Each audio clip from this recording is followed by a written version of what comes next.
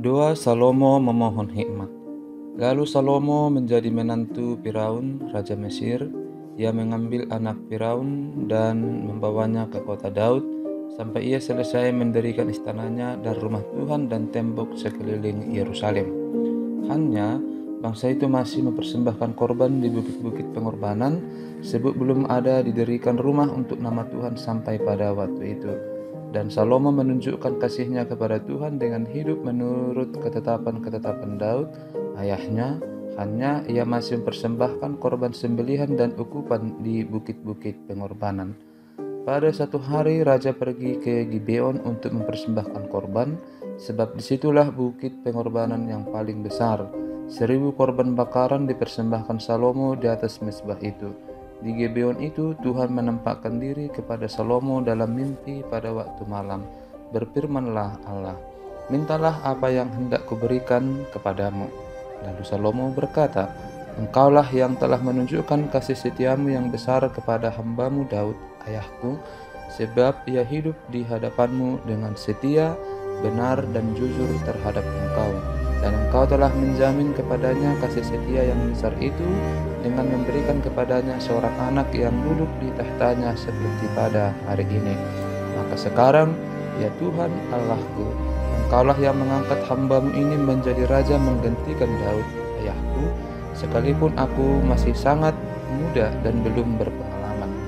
Demikianlah hambamu ini berada di tengah-tengah umatmu yang kau pilih, satu umat yang besar, yang tidak terhitung dan tidak terkira banyaknya.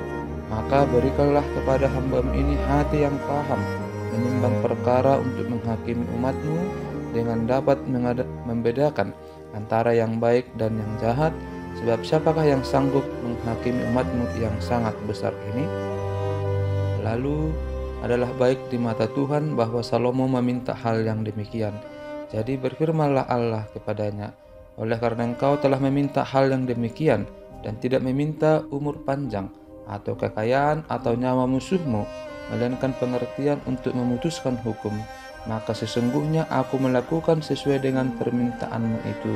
Sesungguhnya aku memberikan kepadamu hati yang penuh hikmat dan pengertian, sehingga sebelum engkau tidak ada seorang pun seperti engkau, dan sesudah engkau takkan bangkit seorang pun seperti engkau. Dan juga apa yang tidak kau minta aku berikan kepadamu, baik kekayaan maupun kemuliaan, sehingga sepanjang umurmu takkan ada seorang pun seperti engkau di antara raja-raja. Dan jika engkau hidup menurut jalan yang kutunjukkan dan tetap mengikuti segala ketetapan dan perintahku, sama seperti ayahmu Daud, maka aku akan memperpanjang umurmu."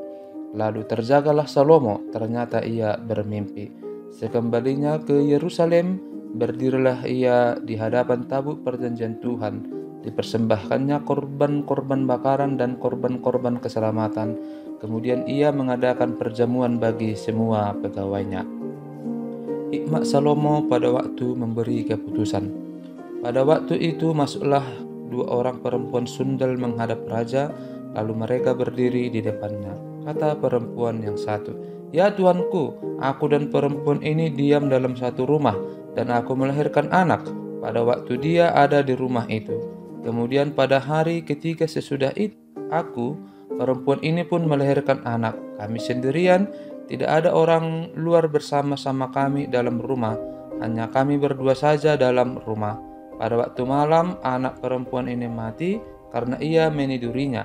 Pada waktu tengah malam ia bangun, lalu mengambil anakku dari sampingku, sementara hambamu ini tidur. Dibaringkannya anakku itu di pangkuannya, sedang anaknya yang mati itu dibaringkannya di pangkuanku. Ketika aku bangun pada waktu pagi untuk menyusui anakku, tampaklah anak itu sudah mati. Tetapi ketika aku mengamati dia pada waktu pagi itu, tampaklah bukan dia anak yang kulahirkan."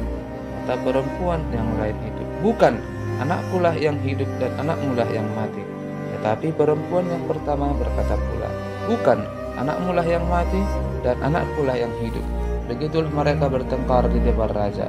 Lalu berkatalah raja, yang seorang berkata, "Anakkulah yang hidup ini dan anakmulah yang mati." Yang lain berkata, "Bukan, anakmulah yang mati dan anakkulah yang hidup." Sesudah itu raja berkata, "Ambilkan aku pedang."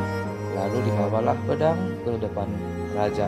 Kata raja, "Penggallah anak yang hidup itu menjadi dua, dan berikanlah setengah kepada yang satu, dan yang setengah lagi kepada yang lain." Maka kata perempuan yang mempunyai anak yang hidup itu kepada raja, sebab timbullah belas kasihannya terhadap anaknya itu, katanya, "Ya tuanku, berikanlah kepadanya bayi yang hidup itu, jangan sekali-kali membunuh dia." Tapi yang lain itu berkata, "Supaya jangan untukku ataupun untukmu, penggallah." Tetapi raja menjawab, katanya, "Berikanlah kepadanya bayi yang hidup itu, jangan sekali-kali membunuh dia, dia itulah ibunya." Ketika seluruh orang Israel mendengar keputusan hukum yang diberikan raja, maka takutlah mereka kepada raja, sebab mereka melihat bahwa hikmat daripada Allah ada dalam hatinya untuk melakukan keadilan. Para pembesar Salomo dan para kepala daerahnya. Maka Salomo menjadi raja atas seluruh Israel. Inilah para pembesarnya: Azaria bin Zadok menjadi imam, Elihoreb dan Ahia anak-anak sisa menjadi panitera negara, Yosafat bin Ahilud menjadi bendahara negara, Benaya bin Yoyada menjadi panglima, Zadok dan Abiatar menjadi imam, Azaria bin Natan mengawasi para kepala daerah, Zabud bin Natan seorang imam menjadi sahabat raja, Ahisar menjadi kepala istana, Adoniram bin Abda menjadi kepala rode. Salomo mempunyai 12 orang kepala daerah atas seluruh Israel yang harus menjamin makanan raja dan sisi istananya. Adalah tanggungan tiap-tiap kepala daerah untuk menjamin makanan selama sebulan dalam setahun. Inilah nama-nama mereka: Ben-Hur di pegunungan Efraim, Ben-Deker di Makas, di Sa'albim, di Bet-Semes dan di Elon Bet-Hanan, Ben-Hesed di Arubot, wilayahnya ialah Soko, dan di seluruh tanah Heber. Ben-Abinadab memegang seluruh tanah Bukit Dor, dan Tapat binti Salomo menjadi istrinya. Baana bin Ahilud memegang Ta'anak, Megido dan seluruh Bet-Sean yang di sebelah Sartan, di sebelah hilir Israel, dari Bet-Sean sampai Abel Mehola, sampai ke seberang Yokmeam. Selanjutnya Ben-Geber di Ramot Gilead, wilayahnya ialah Hawot Yair yang di Gilead. Yair ialah anak Manasye. Juga wilayah Argob yang di Basan, dipegangnya 60 kota besar, berpagar tembok dan berpalang pintu tembaga. Ahinadab bin Ido memegang Mahanaim. Selanjutnya Ahimaas di Naftali, ia juga mengambil seorang anak Salomo menjadi istrinya, yakni Basmat. Selanjutnya Baana bin Husai di Asyer dan di Alot. Lalu Yosafat bin Faruah di Syakar, dan Simei bin Ela di Benyamin. Geber bin Uri di tanah Gilead memegang tanah Sihon, raja orang Amori, dan tanah Ok, raja Basan, dan dialah satu-satunya kepala daerah yang ada di tanah itu. Orang Yehuda dan orang Israel jumlahnya seperti pasir di tepi laut. Mereka makan dan minum serta bersukaria. Kebesaran Salomo. Maka Salomo berkuasa atas segala kerajaan mulai dari sungai Efrat sampai negeri orang Filistin dan sampai ke tapal batas Mesir. Mereka menyampaikan upeti dan takluk kepada Salomo seumur hidupnya. Adapun persediaan makanan yang diperlukan Salomo untuk sehari ialah 30 kor tepung yang terbaik dan 60 kor tepung biasa, 10 ekor lembu gemukan dan 20 lembu gembalaan dan 100 ekor domba, belum terhitung rusa, kijang, rusa dandi dan gangsa piaraan.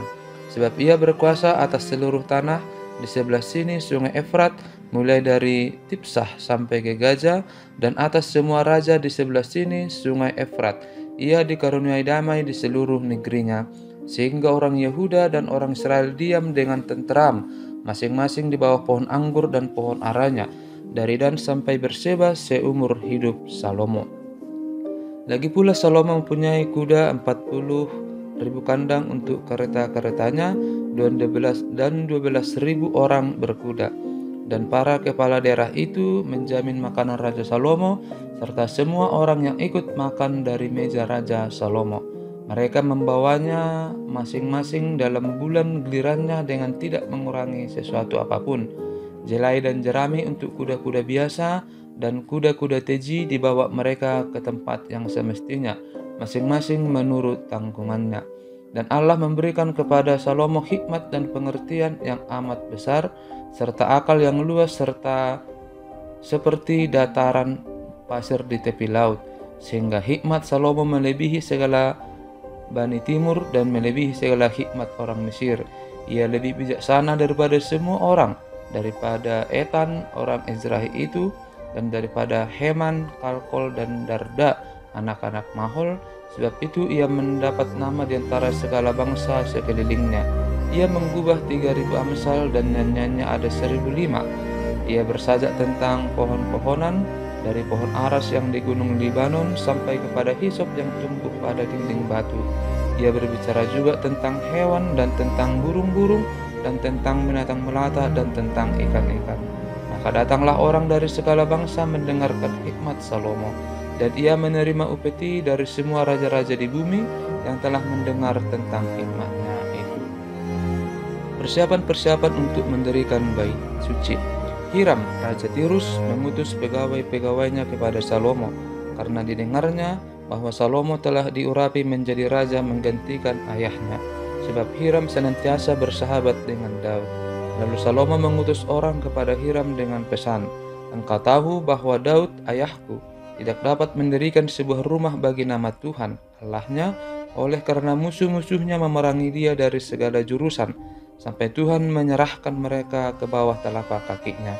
Tetapi sekarang Tuhan Allahku telah mengaruniakan keamanan kepadaku di mana-mana. Tidak ada lagi lawan dan tidak ada lagi malapetaka menimpa. Dan ketahuilah, aku berpikir-pikir hendak mendirikan sebuah rumah bagi nama Tuhan Allahku, seperti yang dijanjikan Tuhan kepada Daud ayahku, demikian. Anakmu yang hidup, anakmu yang hendak kududukkan nanti di atas tahtamu menggantikan engkau, dialah yang akan mendirikan rumah itu bagi namaku. Oleh sebab itu, perintahkanlah orang menebang bagiku pohon-pohon aras dari gunung Libanon, dan biarlah hamba-hambaku membantu hamba-hambamu, dan upah hamba-hambamu akan kubayar kepadamu seberapa juga kau minta, sebab engkau tahu bahwa di antara kami tidak ada seorang pun yang pandai menebang pohon sama seperti orang Sidon." Maka segera sesudah Hiram mendengar pesan dari Salomo itu, ia sangat bersukacita serta berkata, "Terpujilah Tuhan pada hari ini, karena ia telah memberikan kepada Daud seorang anak yang bijaksana untuk mengepalai bangsa yang besar ini." Lalu Hiram mengutus orang kepada Salomo mengatakan, "Aku telah mendengar pesan yang kau suruh sampaikan kepadaku. Tentang kayu aras dan kayu sanobar, aku akan melakukan segala yang kau kehendaki. Hamba-hambaku akan membawanya turun dari gunung Libanon ke laut, dan aku akan mengikatnya menjadi rakit-rakit di laut untuk dibawa sampai ke tempat yang akan kau tunjukkan kepadaku. Kemudian akan kusuruh bongkar semuanya di sana, sehingga engkau dapat mengangkutnya. Sementara itu, engkau hendaknya menyediakan makanan bagi sisi istanaku seberapa yang ku kehendaki." Demikianlah Hiram memberikan kayu aras dan kayu sanobar kepada Salomo seberapa yang dikehendakinya. Lalu Salomo memberikan kepada Hiram 20.000 kor gandum, bahan makanan bagi seisi istananya, dan 20 kor minyak tumbuk. Demikianlah diberikan Salomo kepada Hiram tahun demi tahun. Dan Tuhan memberikan hikmat kepada Salomo seperti yang dijanjikannya kepadanya. Maka damai pun ada di antara Hiram dan Salomo. Lalu mereka berdua mengadakan perjanjian. Raja Salomo mengerahkan orang Rodi dari antara seluruh Israel. Maka orang Rodi itu ada 30.000 orang. Ia menyuruh mereka ke gunung Libanon, 10.000 orang dalam sebulan berganti-ganti. Selama sebulan mereka ada di Libanon, selama 2 bulan di rumah Adoniram menjadi kepala Rodi. Lagi pula Salomo mempunyai 70.000 kuli dan 80.000 tukang pahat di pegunungan, belum terhitung para mandur kepala Salomo yang mengepalai pekerjaan itu, yakni 3.300 orang banyaknya yang mengawasi rakyat yang mengerjakan pekerjaan itu. Dan raja memerintahkan supaya mereka melingkes batu yang besar, batu yang mahal-mahal untuk membuat dasar rumah itu dari batu pahat.